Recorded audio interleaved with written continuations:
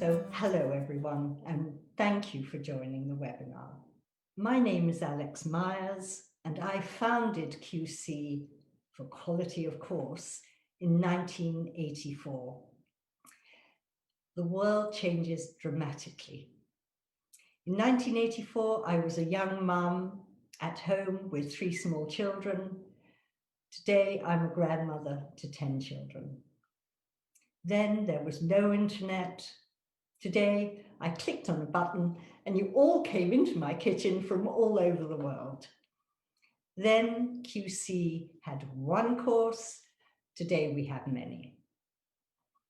But the change that's taken over the world in the last year has been more radical than any of us anticipated or envisioned. It's affected every industry there is, and not in a good way. Our guest this evening, or during the day, if you're not quite getting to evening yet, we're in your time zone, is the ultimate expert in understanding how to thrive and survive in the event and wedding planning industry in these times. Based in the UK, Mwai Yeboah has been a luxury wedding planner, and when I say luxury, I truly mean high-end luxury, for the last 15 years. She's renowned in the industry. She advises government and trade associations on planning for the industry. She understands what we need to do now to benefit from the anticipated deluge of events which will start to come down the line as the world returns to normal. And of course, the world will return to normal. No pandemic ever stopped love. People still want to get married.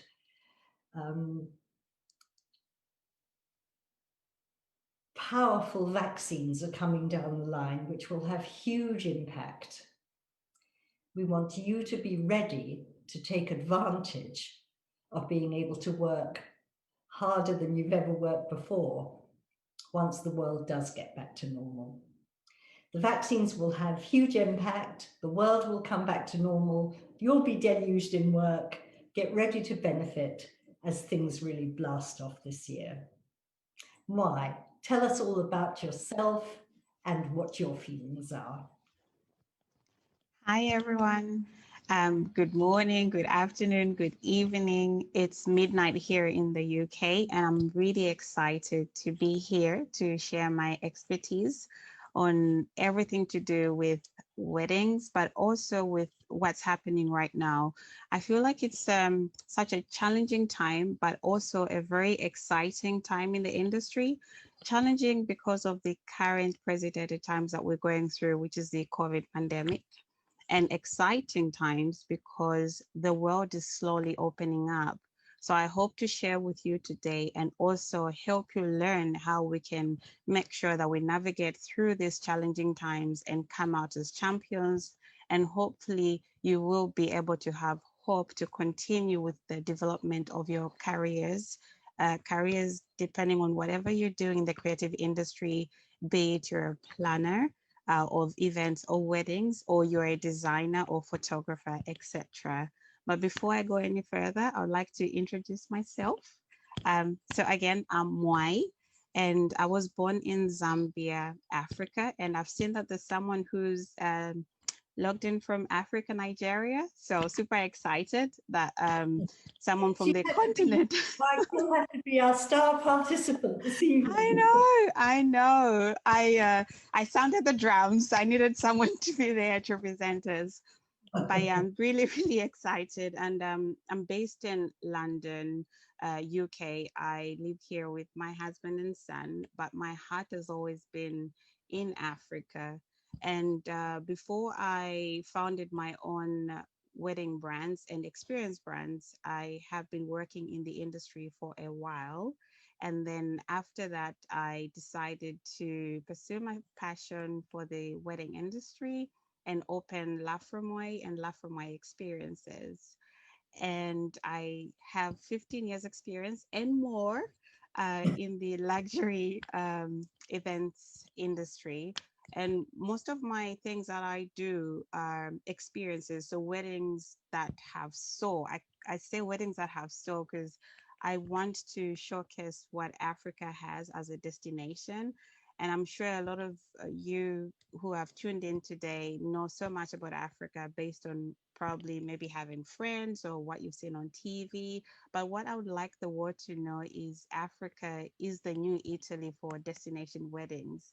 So I put a spotlight on Africa, on the vibrant culture, the heritage that Africa has, but most importantly, the warm people. And I just love the sceneries. I mean, there's no place like having a giraffe, a zebra, just passing through your wedding ceremony. So I'd like to showcase more of that and bring in more so in weddings. And I believe that with everything that's happening right now, we are really going to go through a very good season this year. I know that it feels like an extension of 2020 because the beginning of this year, most of the countries around the world are in lockdowns because of the COVID situation. However, I believe that with 70% of the vaccines being rolled out in different countries. For instance, in UK, we have over 3 million people that have been vaccinated, and I believe other countries as well are leading. I believe we're going to have a lot of couples who will still want to celebrate weddings, who will still want to celebrate love. And this is when we'll come in as a wedding professionals, when couples are ready to get married again, when the world is opening up, we'll be ready for them. Do you find why that people are starting to think, yes, we're going to get over the other side of this, and I better start thinking about a venue and whatever arrangements I need to make? Absolutely. I really feel like right now the events planners are the key people that are going to give the confidence to the clients out there who are looking for wedding venues, who are looking for vendors. I think we're the key people. We are the in-between people between the clients and these venues. We'll be the ones to tell them how things have changed and how to safeguard themselves. So I believe this is the right time to even think about the future in the events industry. You certainly don't sound discouraged in the slightest. What do Oh you think? no. Um, I think there's light at the end of the tunnel. I'm a true believer that, there's always a rainbow at the end of every storm. And as much as we can have darkness or nighttime, morning still comes. So I believe weddings will still exist, and weddings existing, there'll be a lot of things that we can take advantage of. For example, how are weddings going to look like after the COVID pandemic? And maybe I shouldn't say after, I'll say when things ease up, because I believe this year things are opening up slowly and gradually. So as things are opening up, how are events going to look like? So we can look at outdoor events. I think there'll be a trend in outdoor events in the sense that people will be more conscious about their health. And one of the things that we'll be looking at is encouraging couples, or even venues will be looking at opening up more outdoor events so that we can look at having more ventilation and having a lower risk of the spread of the COVID-19. But most importantly, for example, in North America right now, there's a limitation of 5 people, if I'm correct. Where For I am, it's Yes, 5 people. exactly. And I think it's important that we follow these rules and that governments are putting these rules to safeguard us. So I believe that once everything comes down and, the vaccinations have been rolled out, there's enough immunity, so to say, things will really open up. And then the other thing that we can look at is virtual celebrations. I believe that virtual celebrations are a trend now, even the new norm. Look at what we're doing right now. Usually, well, we'll say 2 years ago, right? When you want to have a conference, you're supposed to be in this beautiful ballroom and people would travel. You get excited traveling. But now I'm even very excited to be sitting here. It's midnight. And I think this is so beautiful. I don't have to think of, okay, can we have it at, midday until 4 p.m.? It can be any time. So I believe this has also been a blessing. And virtual weddings have been really trending, especially last year. And I think most of the audience right now have attended a virtual event, be it a wedding. Right now, this is actually a virtual event. Right. And do not be discouraged. I know when we think about virtual events, we'll be thinking, oh my goodness, will they need a planner? Of course, they'll need a planner because people want to redecorate their homes. And I think one of the things which I was reading this in an article in Hitch, and what they said is one of the trends that will happen during virtual weddings is there will be venues that will start opening up. As much as they have a limitation as to how many people they can have, there will be couples who will prefer to just be in this beautiful room that is very well decorated. It's just them and the person that's marrying them, but they'll love to decorate it for their loved ones to have a look. But also they'll be doing it from the comfort of their own homes, and they'll need a planner. So this is when we have to start looking into what ideas can we sell to our clients, what's going on, or how can we maybe put the emotions of their home into the decorations. How else can we sell this? So virtual weddings is definitely. It's so funny that you say that because this very afternoon I got a wedding invitation for a wedding in a month. It's Oh, to be amazing. virtual. I know the wedding Mhm. planner. She sent it to me. The couple have got a registry, but every gift is going to a charity of their choice. So they've nominated 3 charities in their registry. The planner, interestingly enough, did something that she's never really been closely involved with previously, and that was helping them to design the website. And I thought that was very interesting because in the past she'd always just worked on the event itself, but here she was planning the website, how it was going to work, and what the event itself would look like. So yes, I couldn't agree more. I think there's lots of innovation coming. Yes, and it will save the couples a lot of money. So that means even as event planners, we can look at how much we're actually charging for our services, in the sense that they'll be spending less money on things like food and decorations, but spending more money on us, the professionals, to plan things properly for them. But like you say, the planners who are doing websites now and doing so much more than we used to do before the pandemic. So this is where we can look at adding more services to what we're currently doing. Be interesting if anyone who's participating today is planning an event. Perhaps you could pop it into the chat and tell us Hmm. about it, what you're doing. So you've never Exactly. felt discouraged. Well, I can't envision you being discouraged over anything ever. You're such a Oh positive gosh, person. no, not at all. And I mean, there's so much more we can do during this time. Let's talk about the hybrid events. Oh, I know exactly right. Like, oh my goodness, I had a conference just last year, and I was so looking forward to traveling for this conference. It was a UN conference, and I was thinking, oh my goodness, I'm looking forward to meeting this person. And then COVID happened and I was very disappointed. That was the first hybrid event that I attended. It was so beautiful. So, what the organizers did is they just made sure that only those people from that country attended the event the at the location, and then everyone else was supposed to travel was just attending it from the living rooms and wherever they were. It was so beautiful because it gave me an idea of, okay, if a conference can work, then obviously a wedding can work. And I yeah, think it's really good, and will give a lot of people confidence. Families that have got relatives around the world who don't really feel comfortable right now, because I believe that people will take their time, and people have got different circumstances in the sense that some people are more comfortable to say, okay, after I get my vaccine, after the world opens up, I'll be jumping up or be on that plane, and the other people will still be very conscious. So it means that the loved ones can decide whether they want to go there, or they can attend it online. But most importantly, it doesn't give the pressure to the couple to think about, okay, the limitations in terms of the numbers that they can have at their venue. So we can look at hybrid events. And I think it's a very lucrative market in the sense that you are planning both online, but also you're planning the vendors to be present at the location, wherever that location is, be it their home or a venue, so to say. So do you see hybrid events as a permanent feature of the future in the profession?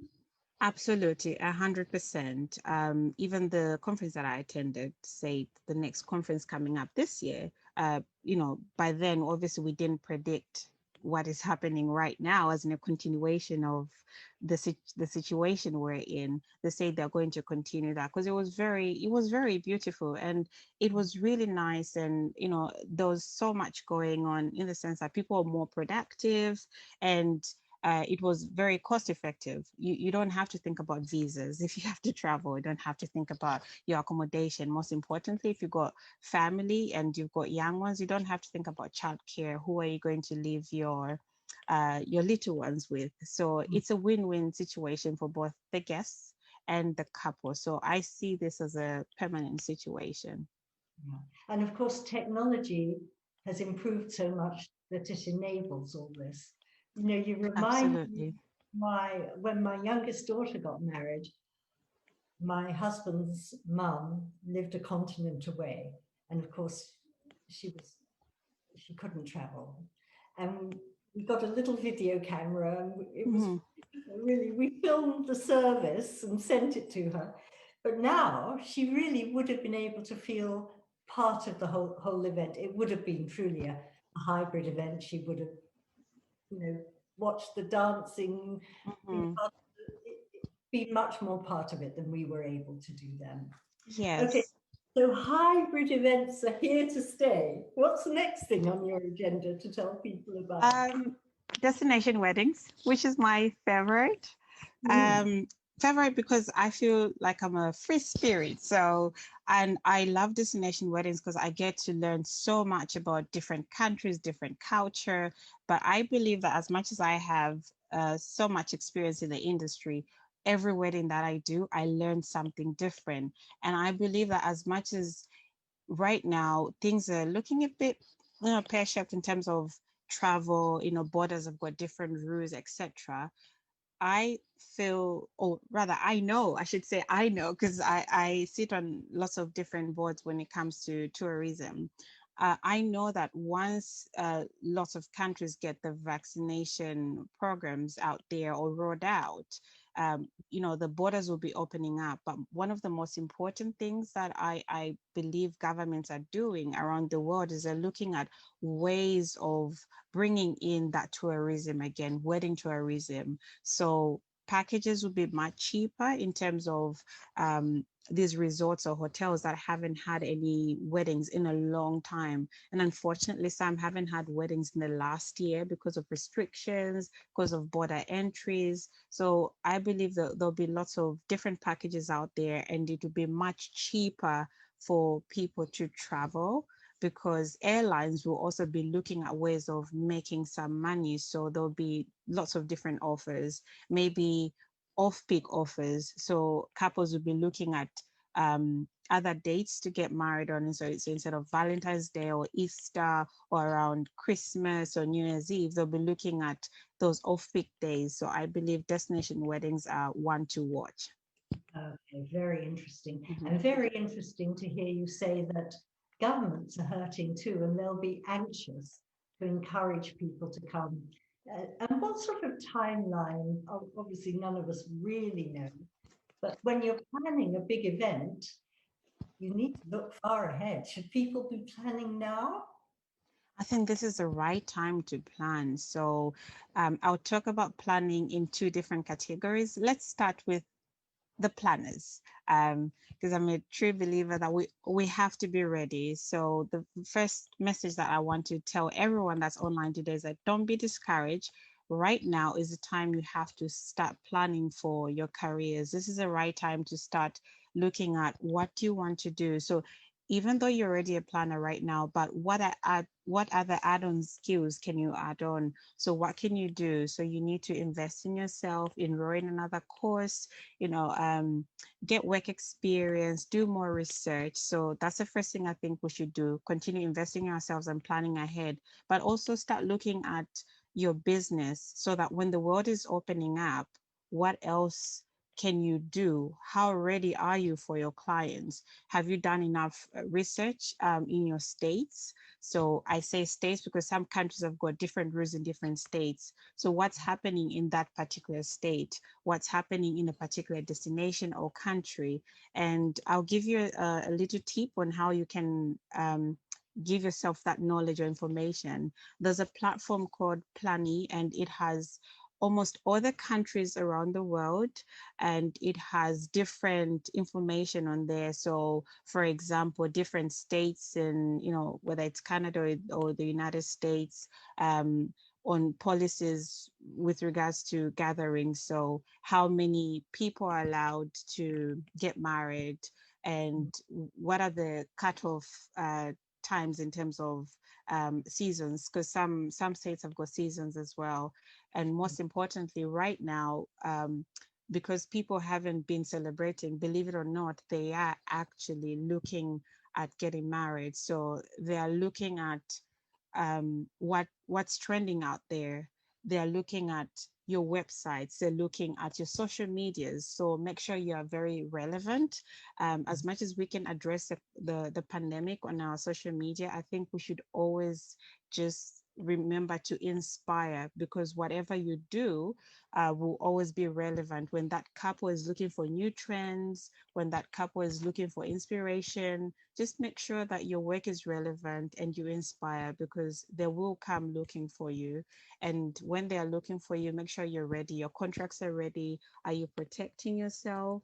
Are you looking at COVID closes? And I think the most important thing is also to seek some legal help if you can, and if you can afford it. If you can't, there's so much research out there. Lots of bloggers. There's a blog called Rock My Wedding and Love My Dress. They are really good at advocating on different legal situations right now in terms of our industry, and they're looking at almost every country out there. So it's worth just researching and just making sure that your paperwork is up to date and you have covered yourself.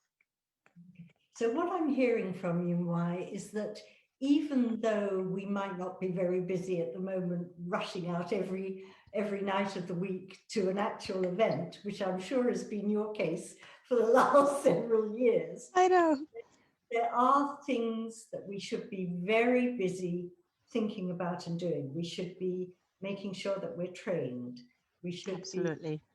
be making sure that our materials are our promotional materials are as good as they can possibly be, beautifully presented, attractive, making sure that we're out there so people don't forget about us, and we're top of mind when they come to us, making sure that we're adding on any additional services, like maybe a spot of site design or luxury or destination or whatever additional services, so that you can offer the most comprehensive kind of service that you possibly can as things open up and free up. Is there anything, we're kind of, I'm afraid, getting to the end of our session, but what else would you, oh, and the other thing, of course, that you mentioned right at the end was making sure your business is efficient and that you're covered legally and all that kind of thing.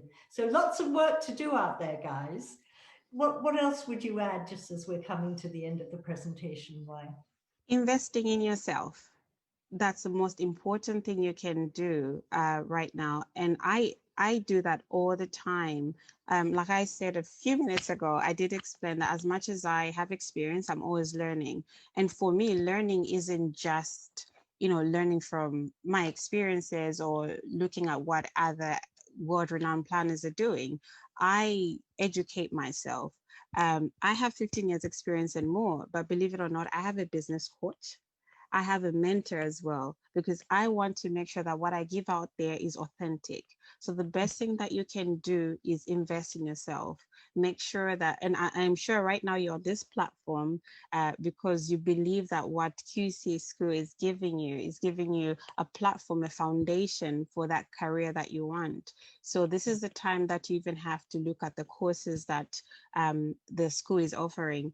And guess what? I'm one of the tutors there. So that means you already have guarantee that you have someone who's going to work with you. And I know it can be really scary, but I can promise you this, that once you invest in yourself, the future is so much brighter because you have so much knowledge, not just from, looking on Pinterest or reading blogs or maybe getting work experience, but you would have invested in yourself and gotten knowledge that you can't get anywhere else, but you can get this knowledge from the school. So I just believe in educating yourself, getting experience, and just have an open mind and believing that the career that you have chosen is as important right now as being a doctor or being a lawyer. And this is just the beginning. Things would definitely improve. That's so lovely to hear, Mwai. And at the school, we're so delighted to be closely associated and working with you. And I can tell all the attendees, anyone who gets Mwai as a tutor will be very, very lucky. She's just as delightful to deal with one-on-one as she is in presenting today. So let me just quickly ask you, Mwai, say you've been working quite actively in the field, but you decide, okay, I really want to do what Mwai does and add true luxury to my services, become known as a luxury brand. What would you advise someone who wanted to do that to do? Oh, okay. And I just want to encourage everyone, firstly, I'll take a few step backs before I answer you, is before I became a luxury planner, I was just an ordinary planner, which is beautiful, but I needed to push my boundaries and get that, luxury client, because there's a difference between the ordinary client and the luxury client. And the first thing that I learned was, in order to really know what luxury is about, you have to experience it. And I know, experience it. You'll be thinking, oh my goodness, but I don't have the money to do this. No, it's really easy. So experience it is, you have to do your research. Try study these luxury brands. Can be your favorite perfume. How do they do things? Your favorite food or restaurants. And most importantly, you can even go to these beautiful 5-star hotels, or the beautiful boutique hotels in your area, and just ask the banqueting managers or events managers to give you a tour. Let them explain to you what makes them luxury, what makes them who they are, what are their principles. And for you to get in there, what do you need? You have to understand how that client understands luxury. And then from there, make sure you also get work experience from a luxury brand. But the most important thing, I go back to enrolling in your luxury planning courses with QEC. I teach one of them, and the information that course has is just absolutely beautiful. And I have seen so many students, enroll, and I've walked through with them until the very end. And it's so satisfying to,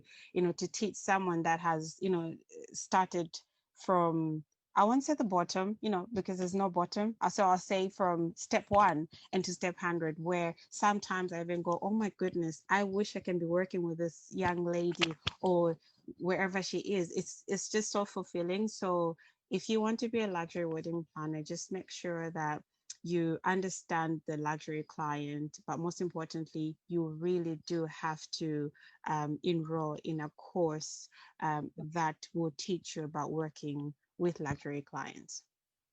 Wonderful. That's so Thank exciting. I'm you. going now, Why, just to have a look at the Of questions course. chats and see what people are asking. Mm-hmm. Ulani, I don't know where you are, Ulani, but Ulani is a student at the school at the moment. And she says, how do you recommend that I would look for a mentor now? Okay, so the first thing that you have to do is you have to find a brand that speaks to you. You have to find a brand that inspires you. There's so many mentors out there. There's so many people that are offering, free mentorship or paid mentorship. But don't just pick anyone. Pick someone that you want to aspire to be like. So, for example, do you like what they're doing? Have you looked at their work? Have you read about them? What are their reviews? Or do you just want them to tell you how to go about the industry, and you're not really looking about their policies? So I guess the first thing is you have to ask yourself, what are you looking for in this mentor? What's the end result? And for me, the first thing that I did for my mentor was I needed to find someone who's got soul. I say so, we all have it, but I am a true believer that I need to do the work that's going to inspire, that's going to speak to someone. And I had to find a brand that does the same work that I want to do. And that was my first thing. Once I found that, everything else was really easy from there. Was there any concern on the part of the people you approached that you might set up in competition with them? Absolutely. So this is where they have contracts. But if you go in with an open heart and be as authentic as you can be, and really show them that all you want is to gain experience because you have so much passion for this industry. But this is, for me, this is my life. This is everything that I know, the events industry. People do listen, and not every door is going to open for you, but a lot of doors will open for you because people are willing to give back. They're willing to leave a legacy by being a champion in the industry, by lending a hand, by supporting you, by educating you. So yes, you would definitely find some headers, but there will be some positivity out of it too. Good to know. Okay, let's look at the next. So Megan in Buffalo. Megan says, I live in a smaller city and I'm just getting started. Have you got any tips to connect with people who might at this point feel that they actually don't need an event planner? So hi, Megan. People who say, I don't need an event planner, I'll do it myself. Hi, Megan. That's a very, very important question. And I have been through that as well, but I'll talk about that later. The first thing that you have to do is don't be scared to reach out. And the first thing you have to look at is your brand. So when I mean your brand, so look at what you're offering. What makes you so unique that people need you right now? And are you being relevant? So have a look at what's happening in your area. How many vendors are there? Do you have a florist, a photographer? Introduce yourself to those people, because this industry is all about collaboration, community over competition. And introduce yourself to these people. Maybe do a small photo shoot. It doesn't have to be big. Do something behind your garden, set up something, ask your florist to give you some flowers, ask that photographer to take the pictures for you, and together you would have already created one small event which is very personal to you, and then use that to market your brand. You can print out leaflets and you can take them to whether you have small hotels. But the other thing is you're creating relationships with these vendors, and they will see just how beautiful your work is, how creative you are, just by doing that small shoot with them, and they'll start recommending you. So whatever you do, don't give up. Just keep going, keep on looking at different ideas, and just reach out. I always say the vendors are the first places that you, or the first people that you always have to approach. And when everything is a little bit back to normal, I'm sure you're going to be having wedding shows or wedding fairs, and try to also go to those wedding fairs or wedding shows. So I know it's going to be scary, but set up your little table and you find that this is a way of introducing yourself in your community as well. Very nice. What sort of proportion of your clients are brought to you by the vendors with whom you have relationships? 80%. Oh So, my, yes, really? we're like family. I say family because most of my vendors I've worked with for the last 10 years. So and with us, I have different florists for different events, because what you have to understand is there are different clients out there. So you have Boohoo, you have the less is more, you have the Cinderella types, but you also have florists who can do different looks. So make sure that you have maybe 2 or 3 different florists, 2 or 3 different photographers, and so on. And you find that when you have that, a client will respect you, but even your vendors will respect you, because it means the work that you take to them suits their brand image, and the stories they want to tell. So each time you have a wedding, each time they have a wedding or event, they'll also remember you. They'll also recommend you. And one of the requirements when you start doing a luxury event, you find that you have the freedom in your contracts to tell your clients that, okay, I only work with this client, I only work with this photographer or florist. So if you're going to hire my full wedding planning service package, I come as a package. You know, for you to see my work and to say I'm inspired by your work, can you please do the same thing that you did in this picture? One thing I'm going to tell you is, okay, no problem, but I did this wedding with this florist, and in order for me to achieve this look, I recommend that we work with this florist, because I can guarantee you that we'll do this and more. So yes, 80% comes from vendor recommendation. That's so interesting. And I guess it all goes back as well to having Absolutely. respect for yourself. And that enables Yes. it to work well with you. Integrity, honesty, and just being transparent. And I think that's all we need, because Don't be collaboration is all about. I was just going to say, don't be nervous as you're starting out, because if you build relationships, good things will come. So Yes. maybe we've got time for 1 or 2 more. Let's see. I'm trying to find a good one. Oh, here's a nice one. It's Vivian in Nigeria. I think this is a second student in Nigeria. What area of event planning do you think does well in the African community or continent? I'm a student in QC, currently studying event and wedding planning and luxury. Is there room for luxury in Africa? Hi, Vivian. Just to say, I was in Nigeria last year in January. I love it there, and you are on the right track. You caught me on luxury. So before I started doing weddings in Africa, I was very scared to go out there, because Africa is so beautiful, it's so vibrant, and as you know, Africa is more, and I needed to do something to show the African continent, but also to inspire that yes, more is more, but it can be tamed down. Taming it down, I don't mean culture. I just mean, putting the right colors together, putting the right designs together. And believe it or not, I do luxury weddings in Africa. So I bring couples from around the world, take them to Africa, and it is very possible. What I then do is I just put an infusion of culture in there, an infusion of what that country has. So for example, in Nigeria, you have the beautiful red beads.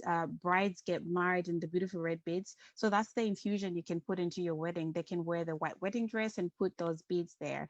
So the courses that you're studying are definitely the correct ones. I can say also add on a floral course, which QC has launched, or you can also look at wedding design as well, because in Africa, you have to know everything about wedding planning. As you know, you have to know everything about design, because it's all about getting a client, and the client will tell you to not just plan the wedding, but also design that wedding. And you have to also have knowledge about flowers in Africa, because of the different climate conditions. So just make sure you have a bit of knowledge on flowers, because then you can work with your florists and you can advise your clients on what works and what doesn't work, especially in different African countries where it's very hot or it's like rainy season, because I think some of the countries are half rainy season, half hot season.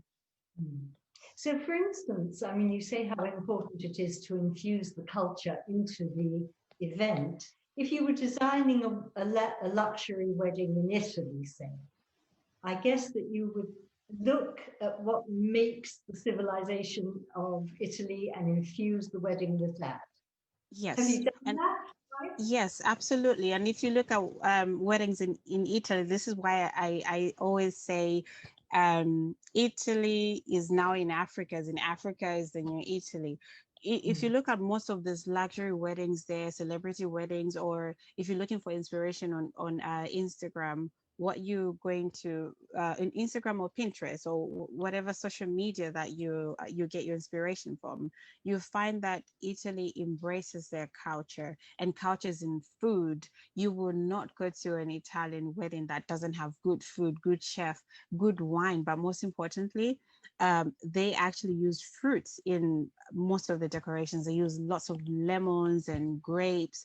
I love that because they're using what they are really known for, but most importantly, they're known for some of the most gorgeous or beautiful backdrops in terms of their venues. And most of the Italian weddings are outdoor weddings because they want to showcase the beautiful outdoor areas. For example, like Sorrento, you'll find that maybe 70% of weddings there are outdoor weddings because they just want to show you how beautiful that country is. So that's a bit of culture infusion. They're adding in their food, their backdrop, and obviously the beautiful culture as well.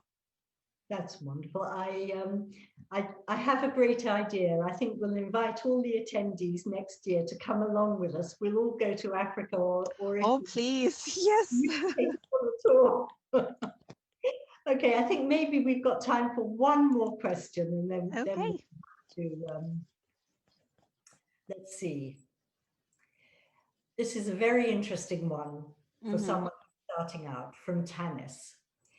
Is it a good idea to offer a free event experience as you start out? Okay, so it depends. Just bear with me. I just need to I had a pop-up on my screen. Trust technology. Okay. Yes, it is 100%. I always say that when you're starting out, try to do at least one free event. When I mean free event, I'm not talking about a wedding. So it can be a charity event, a corporate event, and make sure that you're also going to get something from it. So you're not just offering it because you want to, get out there, but you're offering it because the brand that you want to work with aligns with what you want to do. And most importantly, you know that you get something back. So I'll give you an example. Let's say a hotel is having their end of year gala dinner. You can offer to do decorations there because you know that you're marketing your brand, and make sure you do it right, because next time they'll come to you and they'll say, oh, okay, when we had our end of year staff party, you came and did this for us. Now we have a wedding. Can you come and do this wedding for us? So sometimes it's really good to just find the right venues or even vendors as well. I used to do that quite a lot. Maybe you have a florist who's maybe having some sort of workshop and you can offer to set it up for them. Or there's a wedding fair that wedding fairs usually ask planners as well to say, can you set up for us? So you can introduce yourself to those individuals that will also give something back to you at a later stage, or it will be aware of you advertising. Oh, that's very interesting. Yes. Mm-hmm. Giving away a little time at the beginning, to my mind, always pays dividends. Being a little bit generous with your time. Well, guys, I'm afraid we've come to the end of our time this evening. We'll have to call a halt. We could go on. I see we've still got I know. 12 questions. um, we'll have to stop now. To all of you around the world, thank you for joining us. Thank you. Just wonderful. It's such a pleasure to see you. No, the pleasure is all mine. That's lovely.